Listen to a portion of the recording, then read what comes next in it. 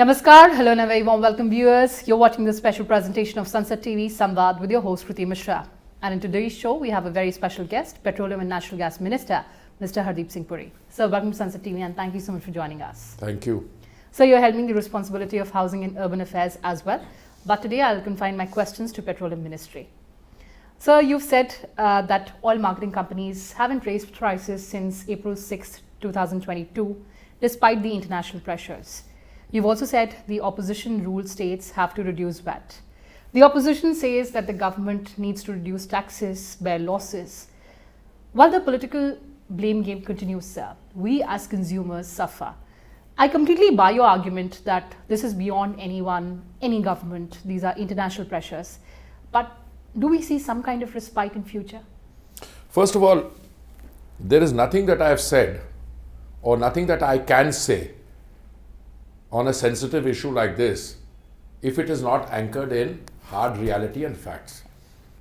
If you're talking about the oil marketing companies, when it came to gas, all right, they took a big hit because we kept the gas prices pretty steady.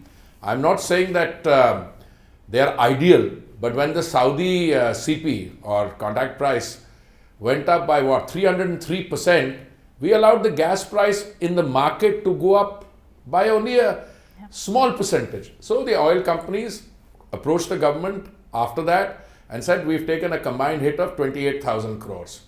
And the government did compensate them up to 22,000 crores. Now, there are two ways you can meet the requirements of the consumer. One is you allow the oil marketing companies to raise prices and you give the consumer a consumption subsidy. Okay? Yeah. Now, we didn't do that. We kept the price steady. I don't want to go into exact precise figures because then the opposition people will scream even more. When it comes to crude oil imports, for which we are dependent 85% on imports, and petrol and diesel, international prices went up by a huge amount, by a huge figure. We kept ours fairly steady. Now, depending on which representative period you take. But you know what has happened? Those 3 or 4 oil companies, I'm talking about IOCL, HPCL, 2 others, as against a combined profit of 28,000 crores in H1 of the previous year, in H1 this year, they've taken a loss of 27,000 crores. Forgive me, it may be the other way around. 27,000 crore profit in H1 of last year and 28,000 crores. These are 2 facts which are there. I mean, these are all publicly available figures in the public domain, and you know, there are balance sheets and the rest is etched literally in stone.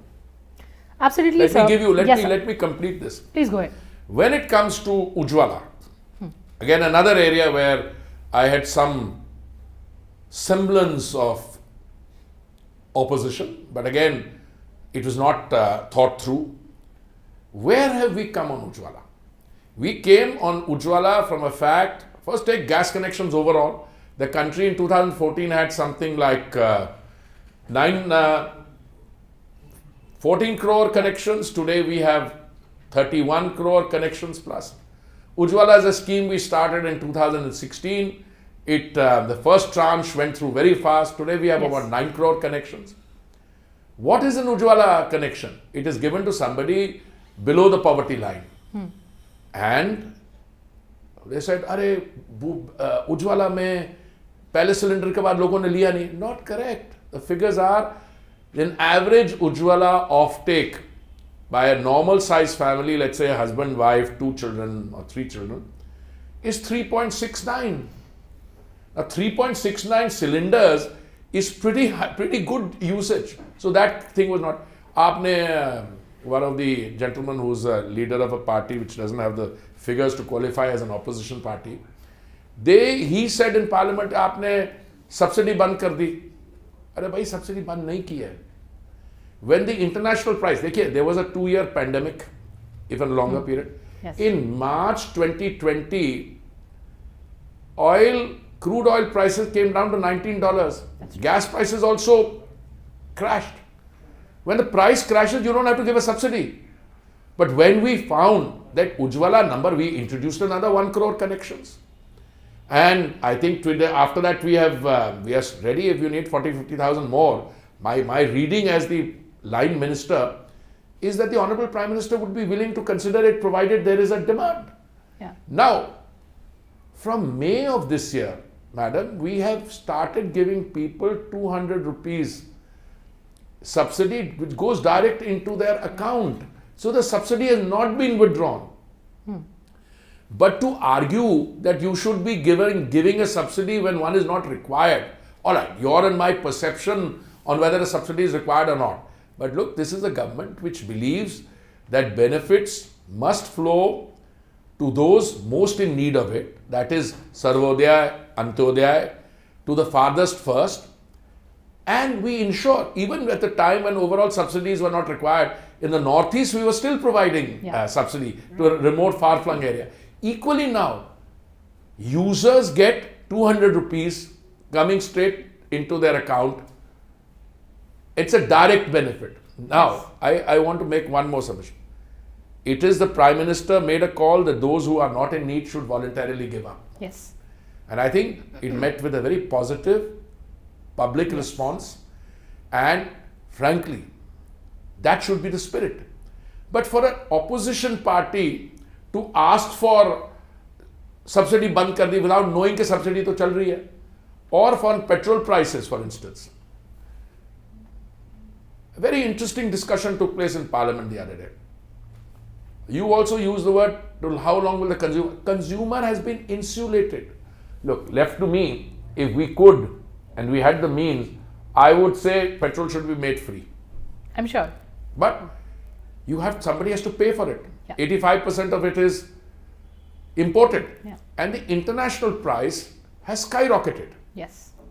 Little down now because of fears of recessionary condition. But I want to make another submission to you. What goes into the making of the final price at which you and I fill up at the petrol pump? It is the international price, the freight cost, the insurance cost, the exchange rate, refining margin, dealer's margin, and the central government's excise and the state government's VAT. Now, when the central government led by the Honorable Prime Minister felt that prices were too high, the Honorable Prime Minister decided on two occasions, November 2021 and May 2022, for the centre to reduce its excise. All right? Price of petrol, I think, came down by 13 rupees as a result of that. And he appealed, and so did we. We appealed to all the states to join in that. What happened is that the BJP states did likewise. Once Union Territory of Delhi, decided not to do it. But you know what happened? The market then determines its own levels. People, if they were living in, let's say, Delhi, but used to go to work in Haryana or in Uttar Pradesh, whenever they were there, they would fill up tanks. So the the dealers suddenly discovered that the offtake from their petrol bunks suddenly came down by 25%. Yeah. It is in response to that pressure that the Delhi government brought the prices down. Now, one party claimed that they have not reduced they have not increased the VAT since 2014. Yeah. But you're missing the point altogether. VAT is a percentage. And if the state is charging 31% VAT and the price is 100, then you get 31% on 100 as collection. Sure. So they made a whopping killing when the price went up. They are saying centre should reduce excise. I rest my case, centre did reduce excise. Centre reduced excise at a time when it was feeding 800 million people 3 meals of dry ration in a day, when it was producing 220 crores of vaccines for free distribution. So that is an artificial, false narrative which the opposition tried to create, and I'm sorry, they've fallen flat on that. Because facts can have to be countered with facts. Here we are talking about reduction. They said we haven't increased it. That's precisely the point. You haven't reduced it. Now look at the difference. In a BJP state, on an average, I think the VAT percentage is 17% they collect 32%. Now that explains why between state A and B, and I don't want to utilize, you're a channel of the parliament. Yes. Difference in petrol price between a state A and a state B, because there hasn't been reduction of VAT, can be as much as 10 rupees a litre. Now, if you fill up a normal car, let's say which has a capacity of 30-35 litres, normal, 10 rupees a litre is not insignificant. So you said facts have to be countered with facts. I still remember, and most of us do, how you check the facts of an international anchor or an international platform. I have another angle to that question. Now, Ukraine-Russia war, of course, it has completely threatened the global energy security, disrupted the supply chains, and going forward, it has perhaps fractured the trading relationships. So you've been an illustrious diplomat. Going forward, do you think we need to recalibrate our strategy, or we have new avenues? Madam, I would make one submission to you. The uncertainties in the global energy markets predate 24th February 2022. For anyone to suggest that the problem started on 24th February when the military action started by Russia or Ukraine, that's not correct. Global crude oil consumption per day is in the vicinity of 100 million barrels per day. If there is a 1% misalignment between demand and supply, price shoots up. Of course. Therefore, contrary to what we had been led to believe in 2021, when I newly became a minister, that it's only a question of time and by February of 2022, prices would align and they would come down. Now, you look at what happened in the world. During the pandemic, every economy, or those who could afford to certainly, one big economy pumped in $20 trillion of stimulus package into their economy. Now, even an undergraduate student of economics would tell you that once you pump in a large amount of money into an economy chasing the same set of goods and services by and large, you are producing an inflationary situation. Absolutely. So on top of an inflationary situation, if you have high oil prices, and this is something I told the major consumers who are friends of mine, said if you think you can have very high oil prices when the situation is already inflationary, you are, through policy-induced actions, actually encouraging the movement from an inflationary situation into a recessionary situation. Right. This is all discussion that we were having 6 months ago, 1 year ago. What happened after that? In May in Davos, I said you're not facing one crisis, you're facing 3 crises. The fertilizer crisis in many ways is equally serious as the fuel crisis. But you have a food crisis also, following from the fertilizer crisis. Absolutely. Now, today they would like to turn around and say, all right, we are happy with a high oil price. Obviously, if you're a producer, it stands to reason.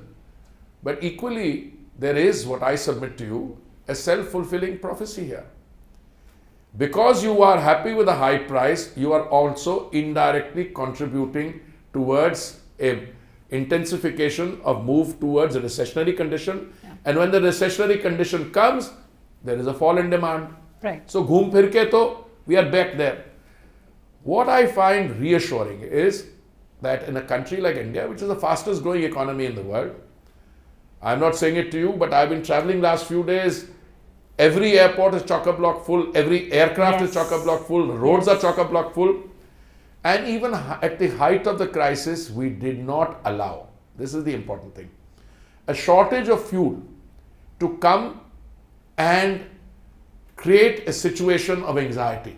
Even when there were torrential rains in the northeast, our oil companies were having their people carrying cylinders on their shoulders. Agreed. And how have we been able to manage it? Largely, I think there are 4 things we've done. Yes, sir. One is we've diversified the number of suppliers. We were importing, I think, from 27 countries. That's right. We are importing now from 39 countries. We are adding anyone who has any supplies in. In the process, Russia has moved from being a de minimis, a small-time supplier up to the end of 31st March 2022. Now, to being one of the major 3-4 suppliers. Some months they're even in the lead position. We will buy oil from wherever we have to because we owe a moral duty to our consumers. Absolutely. You see what happened in countries where it's not just affordability. Madam, there is a question of availability. Right. So we have to ensure availability, we have to ensure affordability. Then the diversification of supplies has also been accompanied by a massive thrust in opening up exploration and production. Right. Out of the 3.5 million square kilometers of sedimentary area, we've opened up 1 million, Yes. which was no-go area because either the Navy or the Coast Guard or ISRO, somebody had a problem with it. We've negotiated with them. Right. All right, we don't want to transgress into a national security issue, but they also have an understanding that we need to do exploration and production, and a million square kilometers is a lot of territory. Of Okay. course. Now, we have also moved, and then we moved very fast on the data, National Data Repository, Yeah. as a result of which all the big players in the world, whether you're talking about BP, Shell, Chevron, Exxon, they're all coming here and they're at Yeah. an advanced stage of coming. Next, madam, we have moved very fast in the area of biofuels. That's true. Let me give you an example. In 2014, our biofuel mix was, in spite of the best efforts, never crossed 1.5%. Today, we have crossed 10%. We've done it 5 months before time. 10% biofuel mixing at the rates prevalent then meant we saved 41,500 Right. crores in terms of crude oil imports. Also, it meant we have been able to give 42,000 crores to our farmers. Yeah. We are making ethanol today from agricultural waste, from Pranali. We have at this time about 90 million liters of ethanol being produced from second generation technology. We are accelerating on compressed biogas.